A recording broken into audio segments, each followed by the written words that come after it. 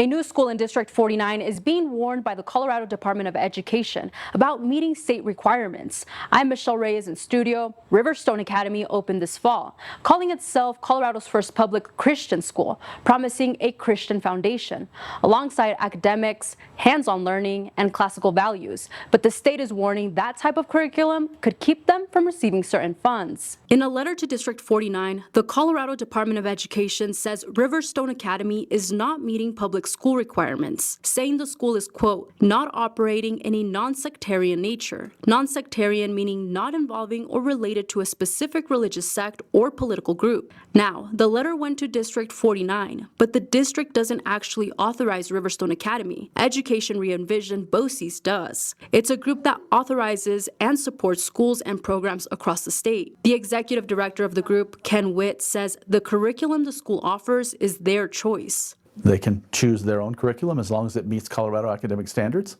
We ensure that our schools are conforming to Colorado requirements. The state, however, says Riverstone's curriculum, according to the school's website, includes master books and Berrien builders, which they describe as, quote, sectarian in nature. Yes, they use curriculum that has a religious framework.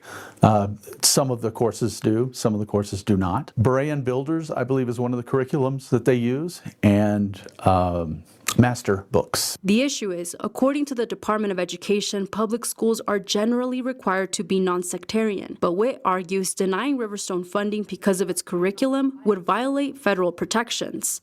We're confident that the U.S. Constitution and federal law prohibits discrimination based on religion, and so we will not discriminate based on religion. At a District 49 school board meeting earlier in October, board treasurer Mike Heel questioned whether the school's model crosses the line between church and state. Eroding that separation of church and state is very concerning, and for us to be a partner in that is, it does not sit well with me. But board president Lori Thompson had a different view. Note of clarification, separation of church and state is not contained in the United States Constitution. When I reached out to the district, who does handle the funding for ER BOCES, the district sent the statement reading in part. We received the letter from CDE and will respond once we've completed our review. In its letter, CDE warned that unless Riverstone Academy complies with state laws, its students may not count for public funding. When I asked Witt what happens if that funding is denied, we'll cross those bridges when they come. CDE says it's giving both District 49 and ER BOCES a chance to respond before making any further statements.